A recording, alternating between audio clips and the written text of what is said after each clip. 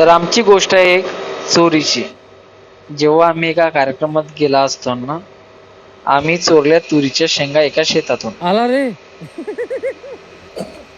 नंतर मग बायकोची मजाक केल्यानंतर त्या शेंगा घेऊन आम्ही ठरवलं की या नागपूरच्या कडाक्याच्या थंडीमध्ये आपण चुलीवरच्या तुरीच्या शेंगाची भाजी आणि भाकरी हा करण्याचा प्लॅन ठरला. नंतर या थंडीमध्ये बाहेर अग्नीची शेकोटी पेटवून आम्ही ठरवलं की काम चालू करायला.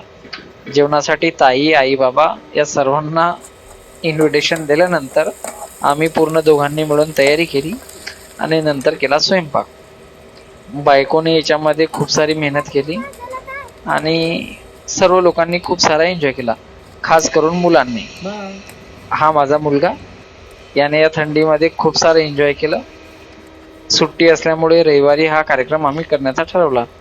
याच्यानंतर मग मस्त भाकरी गरम गरम चुलीवरच्या, याच्यानंतर वांग्याचं भरीत, ठेचा आणि हे आहे तर तुरीच्या शेंगाची भाजी, ज्या की चोरी केलेल्या आहेत.